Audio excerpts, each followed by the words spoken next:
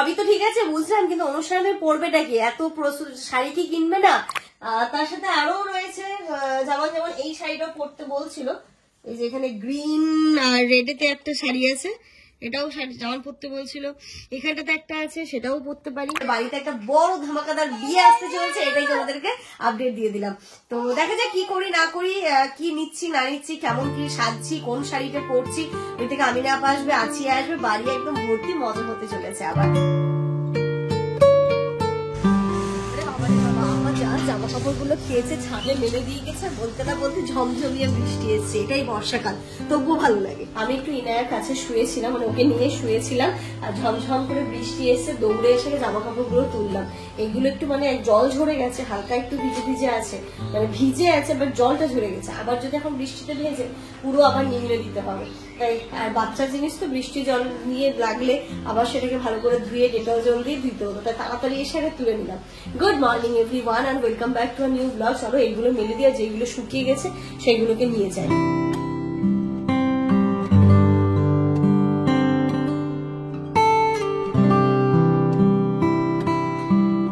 সকালবেলা ঘুম থেকে উঠে ফ্রেশ হয়ে দুজনের জন্য লিকার চা করেছি। এখন সত্যি কথা বলতে যেটা সব থেকে বেশি ভালো লাগছে শুধু লিকার চা আর বিস্কিট, মানে আদা দিয়ে কড়া করে সুন্দর করে লিকার চা খাচ্ছি আর বিস্কিট খাচ্ছি। ওটার থেকে ভালো কিছু যেন কোনো কিছুই লাগছে না, মানে মুখে কোনো রুচ নেই, কিছুই নেই।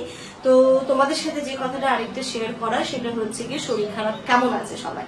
আমি তো এখন ঠিক আছি, হয়তো গলার ভয়েস দেখে তোমাদের মনে হচ্ছে যে তুমি পুরোপুরি সুস্থ হওনি। হ্যাঁ, উইকনেস একটু কাজ করছে, বাট ফিভার আসেনি আমার আর কালকে থেকেই। ভিতর থেকে একটু উইকনেস আছে, আর কোনো টেস্ট নেই এরকম যেটা হয় আর কি ভাইরাল ফিভারে। আমি এখন সুস্থ, ইনায়া এখন মোটামুটি সুস্থ, ফিভার তো আসেনি কাল থেকে। ওর এখন একটু কাশিটা হচ্ছে, কাশির ওষুধ আমি দিয়েছি সকালবেলা, কাশিটা কমে গেলে ও সুস্থ হয়ে যাবে।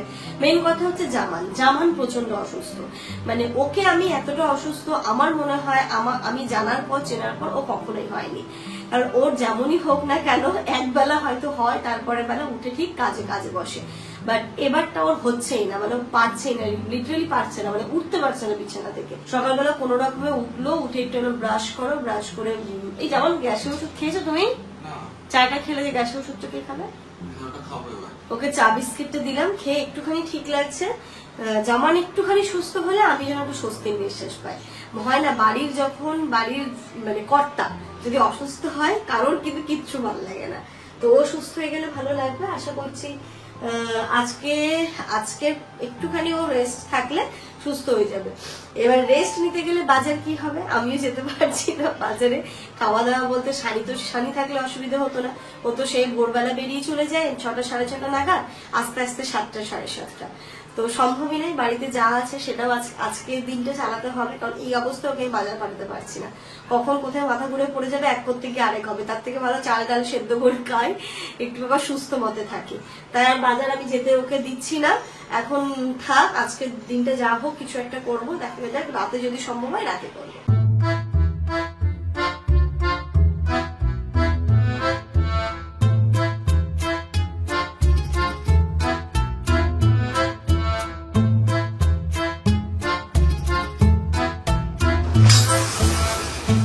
ঘরটরগুলো ঠিক করে চলে এলাম রান্নাঘরে একটুখানি ব্রেকফাস্ট রেডি করতে।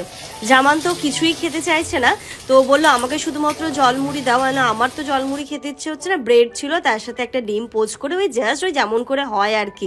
অ্যাকচুয়াল প্রপার যে এগ টোস্ট হয়েছে সেটা নয়, কোনো রকমে এগ পোচ করে তার উপরে ব্রেড দিয়ে সেঁকে নিয়েছে, তার সাথে একটু নিয়ে নেবো কেচাপ, মানে কোনো রকমে পেটটা একটুখানি ভরলেই হলো। আর এখানে জামানের জন্য আমি দেখো না একটা গ্লাসের মধ্যে মুড়ি নিয়ে নিলাম, তার মধ্যে জল দিয়ে নিয়েছি, আর এটা দিয়েই ব্রেকফাস্ট সারছি এখন। ইনায়া ওইখানে পাপার কাছে একটু খেলাধুলোও করছে, ততক্ষণে এই যে ওর দুষ্টুমি শুরু। জামানকে মেডিসিনটা দিলাম, গ্যাসের ওষুধ দিলাম, তারপরে ওকে বললাম তুমি জলমুড়ি খাও, তারপরে তুমি প্যারাসিটামল খেও। এইভাবেই আমাদের দিনকাল এখন কাটছে। প্রতিটা বেলায় খাবারের সাথে সাথে ওষুধটা কিন্তু আমাদের একদম সঙ্গী সাথী হয়ে গেছে। আশা করছি খুব তাড়াতাড়ি এই দিনগুলোকে কাটিয়ে উঠতে পারবো। এবং কি বলতো, হয় না, বলে তো যে যদি তোমরা দুঃখের দিন না দেখো, কষ্টের দিন না দেখো, তাহলে তাহলে ভালো দিনের মর্ম বুঝবে কি করে? অসুস্থ যদি আমরা না হই, সুস্থতার মর্ম বুঝবো কি করে? তাই মাঝে মাঝে মনে হয় একটু অসুস্থ হওয়াও দরকার আছে। কিন্তু সব থেকে খারাপ লাগে এই মেয়েটার জন্য। আমরা তো বড়, আমাদের তবুও কাটিয়ে উঠতে পারি, কিন্তু এই বাচ্চা মেয়েটাও তো কিছুই বলতে পারে না। কি করছে, কি কষ্ট হচ্ছে, কিছুই তো বলতে পারে না। এই যে দেখো না, চুপটি করে শুয়ে আছে, আর জামান একটুখানি মাসাজ করে দিচ্ছে বলেও আরামে একা একা ঘুমিয়ে পড়েছে। যেই মেয়েকে আমাকে ঘুম পাড়াতে রীতিমতো যুদ্ধ করতে হয়, সেই মেয়ের সাথে যুদ্ধ তো দূরের কথা, একা একা শুয়ে পড়েই ঘুমিয়ে যাচ্ছে। ওটা দেখে না আমার আরো বেশি কষ্ট হচ্ছে। ভেতর থেকে আমি খুব ভেঙে পড়ছি যে কেন আমার মেয়েটা এরম করছে, কবে ও সুস্থ হবে, কবে আগের মতো ছটফট করবে, আগের মতো দুষ্টুমি করবে। দেখো এখানে ওরম ভাবেই সকালবেলা ঘুম থেকে উঠে কিছুক্ষণ খেলাধুলো করে আবার ঘুমিয়ে পড়েছে। আর যেমন খুব সুন্দর করে একটু আদর করে দিল, তাতেই ঘুমিয়ে পড়লো। ইনায়া উঠে পড়েছে, ওকেও স্নান ধান করিয়ে দিয়েছি, সুন্দর করে রেডি করে দিয়েছি মেয়েটাকে আমার।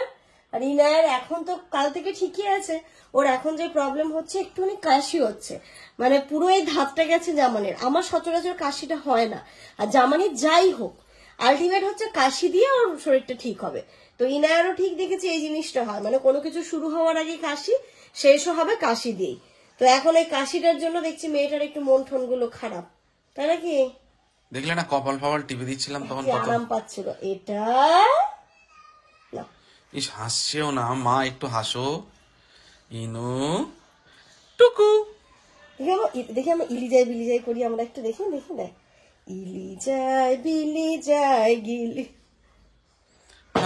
ইলি যায় বিলি যায় গিলি যায়, এরকম করলে আগে হো হো হো হো করে হাস।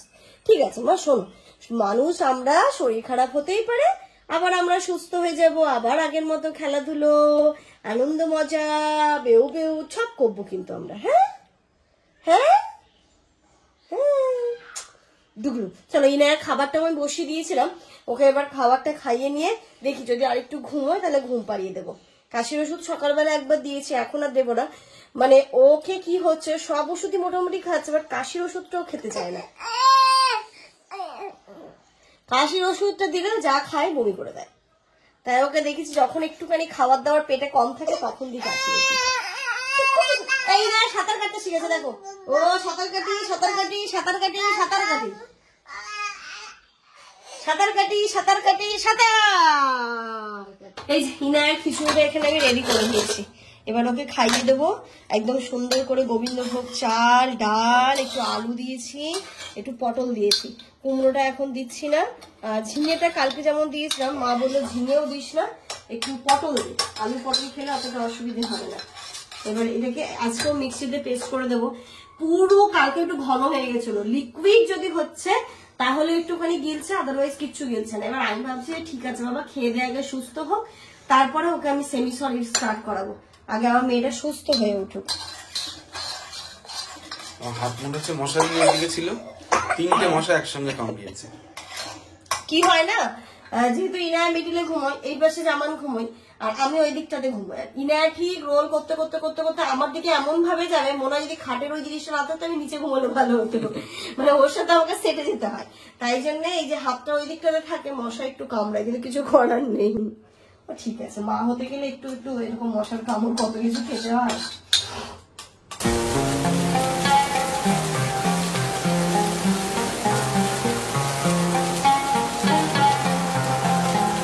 এদিকে ইনায়ার খাবার রেডি করতে করতে বৃষ্টি এসছে, আর এই যে দেখো পুরো লিকুইড করেছি। কালকে একটুখানি ঘন ছিল তো খেতেই পারিনি, একদম লিকুইড করেছি। দেখি আজকে যদি খাই, বুঝতে পারছি না খাবে কিনা, ওর মুডের ওপর ডিপেন্ড করছে পুরোটা, যদি ভালো লাগে খাবে, নইলে খাবে না। ইনায়াকে খাইয়ে দিয়েছি, আজকে একদম লিকুইড করে দিয়েছিলাম, তা ও একটুখানি খেয়েছে। অনেকদিন পর মেয়েটা যেন আমার একটু খেয়েছে, আমি একটু শান্তি পেলাম। শুধু ভয় একটা জায়গায় লাগছে না বমি না করে দেয়, বমি করলে আরেক সমস্যা। তো যাই হোক, ও তো খেলো, এবার আমাদের খাবারের ব্যবস্থা করতে হবে।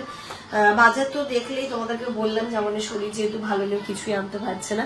তো আমি আমাদের জন্য ভাবছি যে ইনায়ার জন্য গোবিন্দভোগ চাল এনেছিল, ডাল আছে, একটু সবজি দিয়ে আমাদের জন্য খিচুড়ি করি। তবে খুব ইচ্ছা আছে রাত্রিবেলা আজকে সানি আসুক, বা দরকার হলে আমি গিয়ে একটু চিকেন নিয়ে আসবো, নিয়ে এসে ভালো কিছু রান্না করব। সেটা দেখা যাক কি রান্না করছি না করছি। মনে হচ্ছে একটুখানি স্পাইসি ঝাল ঝাল না খেলে মানে শরীরটা ঠিক লাগছে না। তো সেটা রাতে হবে। এখন আপাতত চালের ডালে গোবিন্দভোগ, চালের ডালে না একদম সুন্দর করে গোবিন্দভোগ চালের সুন্দরভাবে খিচুড়ি করবো, একটু সবজিও দেবো তার মধ্যে। আর ইনায়ার কুকারেই করছে, আমাদের দুজনের মতো করবো, যেমন তো একটুখানি খাবে, ইনায়ার কুকারেই হয়ে যাবে আজকে। ইনায়ার কুকারটাই হচ্ছে আমাদের সেভ ইয়ে, কারণ আমাদের বড় কুকারটা না, ওই ইয়েটা বড় কুকারে এই যে রাবারটা নষ্ট হয়ে গেছে, ওতে হচ্ছে না, আর ওটাকে ঠিক করতে হবে।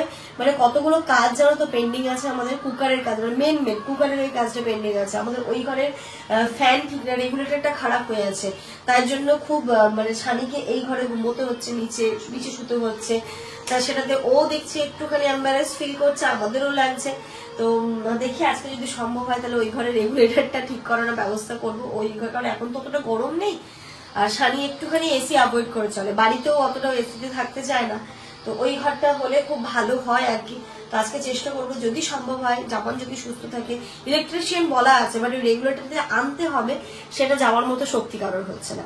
যদি সম্ভব হয় আজকে এই কাজগুলো করতেই হবে, নইলে অনেক মানে হয় না যে স্বস্তি একটা মিলছে না, ভালো লাগছে। তো চলো আগে রান্নাটা বসিয়ে দিই, আমাদের স্নান করে নিয়েছে, তারপরে আমি স্নানে যাবো। তোমাদের একটা মজার জিনিস বলি, সেটা হচ্ছে কালকে মানে আজকে আমার যেমন অবস্থা সেম তো কালকে ওর ওরকম ছিল। রাত্রে 9টার সময় ওর মনে হয়েছে যে একটা স্পাইসি কিছু খাবো, একটু ঝাল ঝাল, আমি অর্ডার করতে গেছি। শোনো, দিয়ে এবার ওর আইফোনটাতে ছিল না, মানে জোম্যাটো ইনস্টল ছিল না, ইনস্টল করলো, বিশাল একটা ব্যাপার। আধা ঘন্টা 40 মিনিট ধরে খাবার টাবার সব দেখলো, খাবার পছন্দও করলো। খাবারটা জাস্ট ও অর্ডার প্লেস করতে যাবে, ডেলিভারি চার্জ হচ্ছে 110 টাকা, খাবারের দাম 200 কত টাকা, খাবারের দাম 200 কত টাকা, ডেলিভারি চার্জ হচ্ছে 110 টাকা। তো ফাট করে বলছে ধ্যাত বল, মানে এটা খুব মানে রাগর, মানে যেহেতু অনেকক্ষণ ধরে বিষয়টা দেখছে তো লোভ হচ্ছে যে খেতে হবে ঝাল ঝাল কিছু, দিয়ে এত একটা রাগ মানে বিরক্তি প্রকাশ করলো। আমি বললাম ঠিক আছে, আমার যতই শরীর খারাপ থাক কালকে একটা বিধি ব্যবস্থা হবে। তো আজকে সকালবেলা জানি সব ঠিক হয়ে যাবে, সকালবেলা তো ঠিক হলো না, বাজারেও যেতে পারলাম না। এখন দেখি সন্ধ্যেবেলা যদি আমি না যেতে পারি সানিকে পাঠাবো, একটা ম্যানেজ হয়ে যাবে যে কোনো উপায়ে। Good afternoon everyone. একদম শ্যাম্পু ট্যাম্পু করে সুন্দর করে আজকে স্নান করেছি। এই কয়েকদিন ধরে শরীর খারাপে না আমি ভালো করে মাথায় জল ভেজাতে পারছি, আমার ঠান্ডা লাগছিল। আজকে একদম স্নান করার পর অনেকটা ফ্রেশ লাগছে। আর এইখানে এগুলো সব ইগনোর করো, ছাদ থেকে দুদিন ধরে জামা কাপড় এসে শুধু জমা হচ্ছে, একটু পরে ফোল্ড করবো, মানে আর শক্তি হচ্ছিল না যে এই কাজগুলো করবো। ওই পাশে খিচুড়িটা বসিয়ে স্নানে গেছিলাম, খিচুড়ি হয়ে গেছে, আগে একটু খেয়ে নি তারপরে বাকি কাজগুলো করবো। এই যে আমাদের সবজি দিয়ে খিচুড়ি, জামান ডিমের পোচ খাবে না বললো, তো আমার জন্য আমি শুধু করেছি, ও এমনি এমনি খাবে। ওপর থেকে একটু স্মেলটা ভালো আসার জন্য আমি ঘি আর একটু গরম মশলা দিয়েছি। তুমি এমনি খাবে না?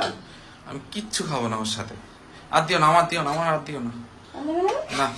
Good evening everyone. আজকে না তাড়াতাড়ি শানি চলে এসেছে, আর ইনু কিন্তু এখনো একটু ঘুমোচ্ছে, আর জামানো একটু শুয়েছিল, তা ওকে মেডিসিনও দিয়ে দিয়েছিলাম। ওঠার পরে ও বলছে আগের থেকে অনেকটা ভালো লাগছে। যাক, যদিও ভালো হলো, এবার ভালো কিছু খেলে দেখবে তুমি পুরোপুরি সুস্থ হয়ে যাবে। দুপুরবেলা খিচুড়িটা ওর এত ভালো লেগেছে, ও বলছে আবার আমাকেও ঠিক একই রকম ভাবে খিচুড়ি বানিয়ে দাও। সত্যি দারুণ দারুণ খিচুড়ি বানিয়ে দিতে পারছি না, তুমি প্লিজ গিয়ে কিছু নিয়ে এসো, ভালো কিছু বানাবো। তা সারিয়া জামান যাচ্ছে একটুখানি বাজারে, বললাম না আলু নেই, আদা নেই, বাকি কি সব নেই, এইগুলো সব আনতে দেবো। আর কি রান্না করছি পরে তোমাদেরকে দেখাবো। আর তুমি প্লিজ, তোমাকে হাত জোর করে আমার রিকোয়েস্ট, এই ঘরের জন্য রেগুলেটর নিয়ে এসো। ঠিক আছে, তাই হবে। ঠিক আছে, আর ইলেকট্রিক মিস্ত্রিকেও ফোন করে দাও। নেই নেই নেই নেই করছে, এতগুলো আইটেম বলেছে, এটা নেই ওটা নেই। দেখো ওই নেই শুনেই আমার ঘাম বেরিয়ে গেছে যে আমাকে এখন অতগুলো বাজার করতে হবে। প্রথম কথা হচ্ছে এটিএম এ যেতে হবে, পয়সাই নেই আমার কাছে, পয়সাই নেই। এটিএম এ গিয়ে তারপরে বাকিটা। ছেলেদের কাছে কখনো পয়সা থাকে না, বুঝতে, ওদের পকেট সবসময় ফাঁকাই থাকে বউয়ের কাছে। অন্য সময় পয়সা ভর্তি থাকে, বাট বউ কিছু বললে পকেট ফাঁকা থাকে। মোটেও না, আমি সত্যি আমার কাছে কোনো পয়সা নেই, এখন এটিএম এ যেতে হবে। এটিএম থেকে তোমাকে আমি পয়সা দিচ্ছি, তুমি টাকা দিয়ে বাজার করে নিয়ে এসো। এটিএম গুলোতে টাকা তুলতে আসলে এত বড় মেশিনটা খারাপ। এবার যাবো সোজা রেগুলেটরের কিনতে, রেগুলেটরের দোকানে। নাকি ছবি দেখাতে হবে, এটা হবে শিওর? ছবি তো নিয়ে আসিনি, তাহলে পাঠাতে বলবো। জামানরা বাজার থেকে চলে এসে অতক্ষণে ওরা বাজারে গেছিল, আমি অনেকগুলো কাজ সারলাম। সিঙ্কে বেশ কয়েকটা বাসন জমেছিল, সেইগুলো ক্লিন করলাম। চিকেনের জন্য পেঁয়াজটাও কেটে রেখে দিয়েছি, আর এখানে চাটাও বসিয়ে দিয়েছিলাম, যেন আস্তে আস্তে চাটা হয়ে যায়, ফটাফট চা খেয়ে যে আমি রান্নাটা বসিয়ে দিতে পারি। আর শানি ওদিকে মুড়িও মেখে নিয়েছে, পেঁয়াজ, কাঁচা লঙ্কা, আদা, সর্ষের তেল দিয়ে ঝালঝাল করে মুড়ি মেখে যাবে। আমাদের বাড়িতে না আজকে থেকে একটু মনে হচ্ছে সবাই একটু ঠিকঠাক, তাই না জামাল? মানে এখন থেকে মনে হচ্ছে, দুপুর পর্যন্ত মনে হচ্ছিল অসুস্থ বাড়ি, কিন্তু এখন মনে হচ্ছে তুমি যে থাকছো না, আরে জানলা এ দুটো কি দিয়েছো? এটা একটু মেলে দিয়েছি, বর্ষাকাল না, ছাদে দিতে পারিনি, একটু থাক না, সব কি করি। আমাদের এই জানলাটা রং করতে হবে, বুঝলে, জানলাটার অবস্থা খুব বেহাল হয়ে গেছে, করাবো। তো চলো চাটা আগে খাই, তারপর আমি রান্না বসাবো। জামানের কথা আর কি বলবো, একটু শরীরটা ঠিক হয়েছে, আর এমনি ওর এই সমস্ত কাজে একটু নেশাই লাগে বলতে পারো। রেগুলেটর নিয়ে এসছে, খুলে টুলে কি অবস্থা, ইলেকট্রিক মিস্ত্রিকে ফোন করেছিল, বললে একটু লেট হবে, তাই সবকিছু ওপেন করে বলছে রেগুলেটর আমি লাগাই। আমার এর উপর একটা হোয়াইট কালারের বোর্ড ছিল গো। এই তো সেটা, এই যে এটা হচ্ছে মডিউলার। তাই বলে যে এরকম ব্ল্যাক হয়ে গেল কেন? হ্যাঁ, এটা থাকবে, এটা নিয়ে এসছি আমি। অ্যাকচুয়ালি তাড়াতাড়ি খুলে দেখলাম কেন, হ্যাঁ এটা হচ্ছে পুরনো ছিল, আচ্ছা, আর এটা হচ্ছে নতুন নিয়ে এসছি। তো দেখলাম যে এই সেম জিনিসটা এটার সঙ্গে এটা সেট হচ্ছে কিনা। হচ্ছে, হ্যাঁ একদম পারফেক্ট হচ্ছে। তো লাগিয়ে দেওয়ার কি করবো, ইলেকট্রিক মিস্ত্রির খরচটা বাঁচিয়ে দিলে। তোমার মতো মানুষ থাকলে আমাদের ইলেকট্রিশিয়ান লাগে না, প্লাম্বার খুব সহজে লাগে না, বেসিকটা তুমি করে নিতে পারো। আর কি কম্পিউটারে কিছু হার্ডওয়্যার সফটওয়্যার যাই প্রবলেম হোক না কেন তুমি করে নিতে পারো। ঠিক হয়েছে, কাজ হচ্ছে না, সেটা তো হয়েছে। ফ্যানটা কি চলছে? চলবে তো, মানে লাগিয়ে দিলাম আর চলবে নাকি? হ্যাঁ, কি গো কাজ হলো? একদম পাকা মিস্ত্রি আমাদের। এই যে দেখো, তুমি যেটা বলছিলে, এই হচ্ছে কালোটা, তার উপরে থাকে এটা। বাজার তো নিয়ে চলে এসেছে, চিকেনটা আমি বেসিনে দিয়ে দিয়েছি, আর এখানটাতে আলু আনতে বলেছিলাম, একটুখানি বাসমতি চাল আনতে বলেছিলাম, একটু বাসমতি চাল দিয়ে বাসন্তী পোলাও করবো। কিশমিশটা ছিল না, কিশমিশ, মশলা মারা ধুপো নিয়ে এসছো, ভালো কাজ করেছো। গরম মশলা, আদা, আর জামানের এটা খেতে ইচ্ছে হয়েছে, বলছে এটা খেলেই নাকি ওর শরীর ঠিক হবে। ভালো আছে, ওই জন্য আমি ফ্রিজে দিচ্ছি না, যেহেতু কাশি হচ্ছে, গরম করে খাবো এটা।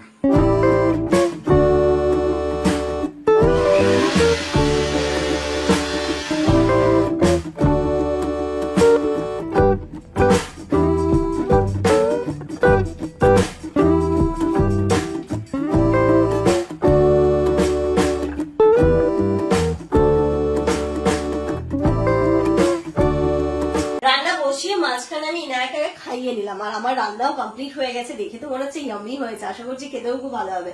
জামান যেমন চেয়েছিল ঠিক সেরকমই চিকেনটা করেছি, এবং কষা কষা, এর মধ্যে কোনো আমি জল অ্যাড করিনি, মাংস থেকে যেটা বেরিয়েছে সেটা দিয়েই কষিয়েছে। তার সাথে এখানটাতে রয়েছে পোলাও। পোলাওটা এত সুন্দর ঝরঝরে হয়েছে, আমি ভাবতে পারিনি যে এতটা সুন্দর ঝরঝরে হবে, একদম দারুণ হয়েছে। যেমন এই গোবিন্দভোগ চালে অনেক সময় কি হয়, লেগে লেগে যায়, আমরা কিন্তু বাসমতি চালটা দিয়েও করতে পারি, খুব সুন্দর হয়েছে। ইনায়া খাবে নাকি? ইনায়াকে একটু দাও তো। মেয়ে আমার ফর্মে আসছে আস্তে আস্তে, তবে মনে হচ্ছে না। ঠিক আছে বাবা, তুই জ্বালাতন কর, তুই দুষ্টুমি কর, তুই যা পারিস কর, তুই ভালো থাক। তোর জ্বালাতন আমার ভালো লাগে, তোর শান্ত শিষ্ট মুখটা আমার একদম ভালো লাগে না। তুই দুষ্টু কর, আমার সেটাই ভালো লাগে। না চলে যাও, যাও। আর এই যে এটাতে চিকেন কষা। ও চিকেনের কালার, মারাত্মক কালার।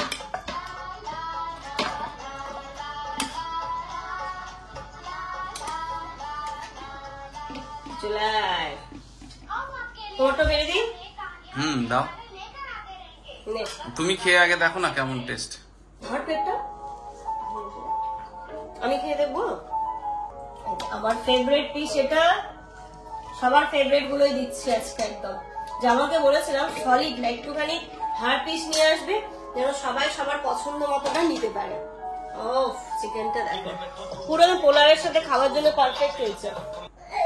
ওই দেখো ওদিকে ওর ভাব দেখো, ও মজা পাচ্ছে মনে হয়।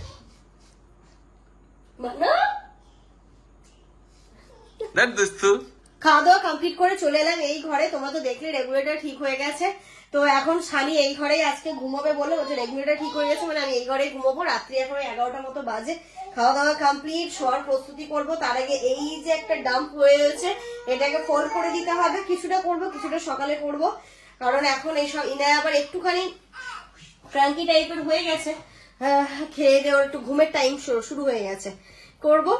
আর তার সাথে সাথে তোমাদেরকে আরো একটা ধামাকাদার নিউজ দিতে চলেছি। বাড়িতে শুধু প্রোগ্রাম আর প্রোগ্রাম গো। একটুখানি শরীর সুস্থ হতে জানি না, আমরা মানে ভাবছিলাম যে কি হবে না হবে, তবে আজকের পর থেকে একটুখানি আশার আলো দেখতে পাচ্ছি। তাই জন্যই মনে হচ্ছে, যেমন বলছে প্রস্তুতিটা শুরু করো, যেতে তো হবেই মনে হচ্ছে বাড়ি, আবার বাড়ি যেতেই হবে। তো তুমি আস্তে আস্তে মোটামুটি গোছাতে শুরু করো। আবার কেনাকাটা বলতে আমি আমার জন্য দেখি কি করব, ইনায়ের জন্য কিনতে হবে। আমি ইনায়ের ড্রেস ওরকম ভাবে কিনি, প্রত্যেকটা অনুষ্ঠানে ওর জন্য একটা করে ড্রেস থাকবে, তাতেই ওর হয়ে যায় অনেকটা ড্রেস। একসাথে অনেকগুলো আমি ওর কিনে নিই না। জামান বলছে যে সবই তো ঠিক আছে বুঝলাম, কিন্তু অনুষ্ঠানে পরবেটা কি, এত প্রস্তুত শাড়ি কি কিনবে না নাকি সালোয়ার পরবো? এলাম না, সালোয়ার পরবো না, শাড়িই পরবো অবশ্যই, বাট কোন শাড়ি পরবো? বলছে নতুন কেনো। আমি নতুন কিনবো না, আমার শাড়ি কিন্তু অনেকই আছে, এইগুলোর মধ্যে থেকে একটা পরি, তারপরে আসল যে অনুষ্ঠান হবে তখন তো ধামাকাদার শাড়ি কিনতেই হবে।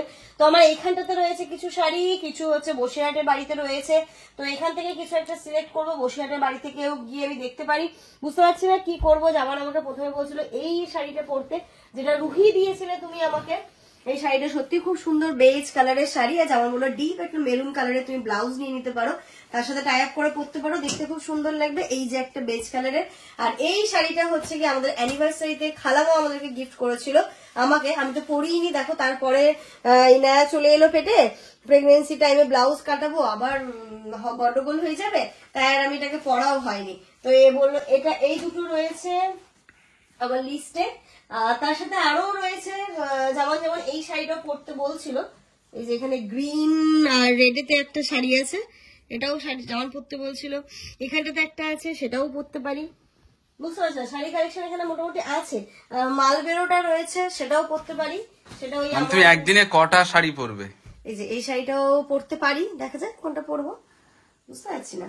আছে মোটামুটি, এখন শাড়িটা না কিনলেও আমার চলে যাবে, বুঝলে? যখন হচ্ছে আসল তো এটা তো অবশ্যই আসল, বড় অনুষ্ঠানটাতে তখন আবার। আচ্ছা, তো তুমি তো এত কিছু দেখাচ্ছ, তো তুমি অনুষ্ঠানটা কিসে সেটাই তো তুমি এখনো কিছু বললে না।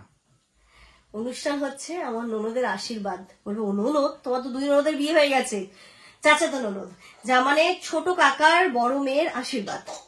এই ঝিলিকে তোমরা দেখেছো, আমাদের মাধ্যমে তোমরা দেখেছো, এই বাড়িতে ঝিলিক এসেও ছিল, সেটা তোমরা দেখেওছো, অনেকেই চেনো তোমরা। তো ওরই হচ্ছে গিয়ে আশীর্বাদ। তো আশীর্বাদে আমরা ভাবছিলাম যেতে পারবো। কি হয়েছে মামা? এই যে আমি প্রথমে ভাবছিলাম যা আমাদের শরীর খারাপ শুরু হয়ে যেতে পারবো কি পারবো না, তাই তোমাদের সাথেও কিচ্ছু শেয়ার করিনি। তবে আজকে মনে হচ্ছে পারবো, বুঝলে? এখন যা মনে হচ্ছে মেডিসিন খাওয়ার পরে এখন মনে হচ্ছে পারবো।